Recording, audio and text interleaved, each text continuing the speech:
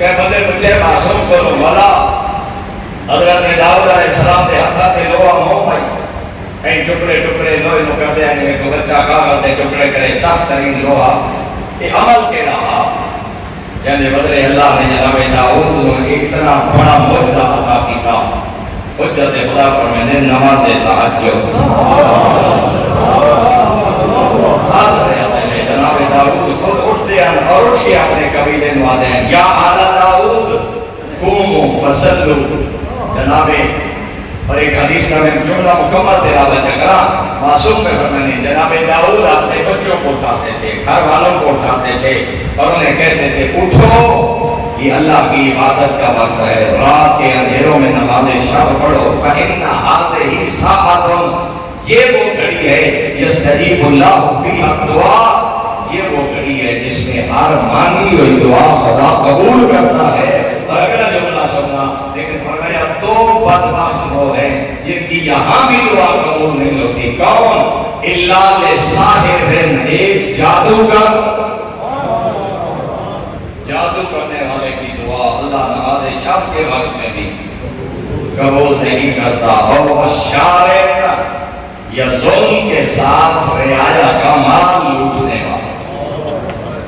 ناجائز ٹیکس لینے والا بھتہ لینے والا جگہ ٹیکس لینے والا اور میں یہ وہ بدبخت ہے جس کی اللہ نماز شب کے وقت کی دعا بھی قبول نہیں کرتا اور پھر معصوم سے پوچھا کہ معصوم کو والا سوالات نبی ہے خلیل ایک جناب ابراہیم ہے اللہ نے کیڑی وجہ دو الہ الشرائع ایک بہار الانوار دو تفسیر قرطبی تین بہار الانوار میں بھی حدیث موجود ہے مولا یہ اللہ نے کس عمل کے بدلے میں جناب ابراہیم کو اپنا خلیل بنایا تھا سید الانبیاء نے فرمایا اتخذ اللہ ابراہیم خلیلا الا لاطعامہ الطعام وصلاته باللیل والناس نعام فرمایا دو عمل ایسے تھے جناب ابراہیم کے اور دوسری حدیث ہے تین عمل ایسے تھے جناب ابراہیم کے جس کی وجہ سے اللہ نے ابراہیم کو خلیل بنایا تھا مولا وہ کون سا عمل ہے پہلا جملہ پیغمبر اعظم نے فرمایا ابراہیم ہم آل محمد پر کثرت سے درود پڑھا کرتے تھے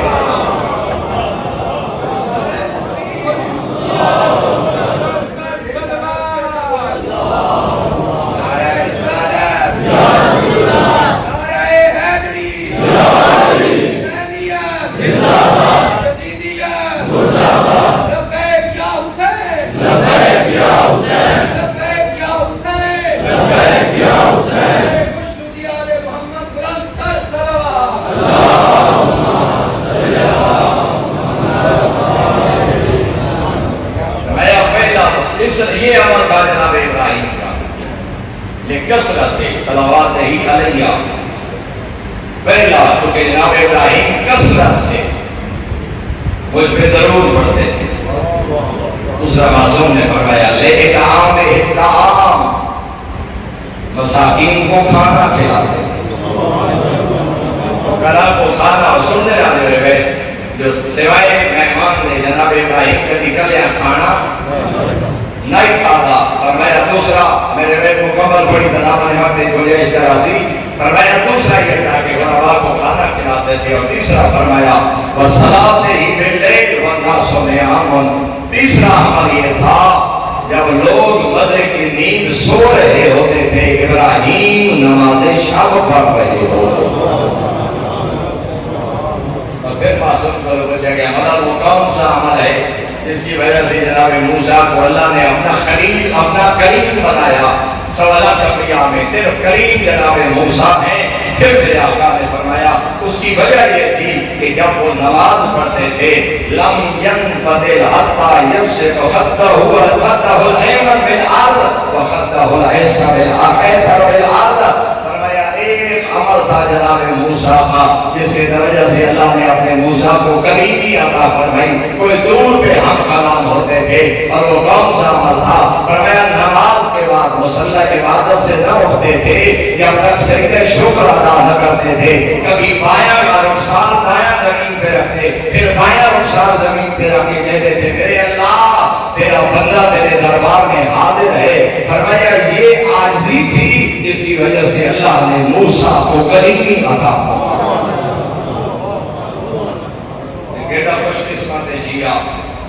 دلوں کے جملات کرا جنہی وجہ تو داؤد کا تھلو نرم ہوئے، ابراہیم خلیل بنے، موسیٰ کریم بنے، 14 میں صدقے اللہ و سارے عمل تینوں نصیب کی دے۔ سیدہ شکر توڑے تو خرا کوئی نہیں کرتا، بلکہ صاحب جب مقابہ پوچھتے بھئیے یہ کیڑا سجدہ کبھی مو رہنے ہوتے کبھی کہیں رہنے ہوتے بدعت ہے، شرک ہے، اسا جنکا جنیا نرمہ توڑو منافع کابل انہیں ایکلو انسان کے بکھائے آئے نمہ سجدہ دیکھے آئے اتھائی میں ہم نے خدا اپنی مالک کو کیڑا کریم ہے جنہوں معصوم قوالے آجی صدے میں آج کا بدبخت ملہ بدعت آد ہے، مگر اسا تیرے شکر گزار ہیں جو تے علی اور اولاد علی دے صدقے سانو موسیٰ کریم والا عمل عطا۔ اس واسطے فرمایا جدا یہ بندہ رکھتے ہیں اور سال زمین کے یاد مالک میں تیرے دربار حاضر کریم دی آواز نہیں، او میرے ملائکہ اسطا دے خلق نہ کر،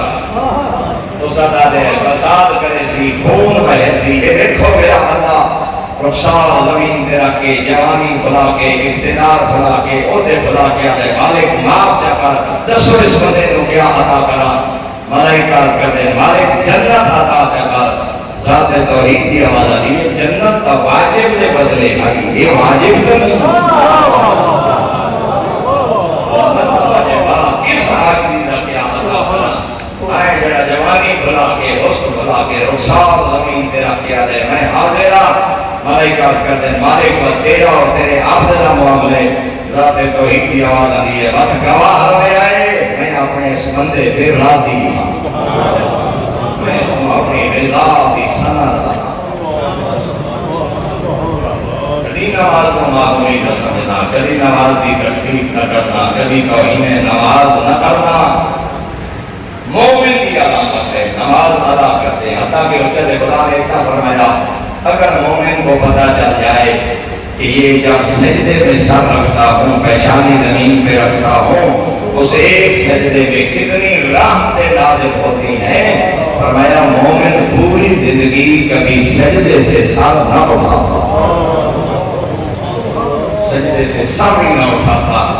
کتنی رحمت خدا اس کو عطا کرتا ہے۔ اور ایک جملہ اور بھی یاد کرنا، فرمایا جب مومن چلتا ہے گھر سے مسجد اور مسجد سے لے کے گھر کے آنے تک، فرمایا اس کے ریت کے جتنے ذرات اس کے قدموں کے نیچے آتے ہیں وہ مومن کے لیے دعائے استغفار کرتے ہیں، اور فرمایا ان ذرات کی تعداد کے برابر اللہ اس بندے کے گناہ معاف فرماتا ہے، نیکیاں درج کرتا ہے، درجات بلند فرماتا ہے۔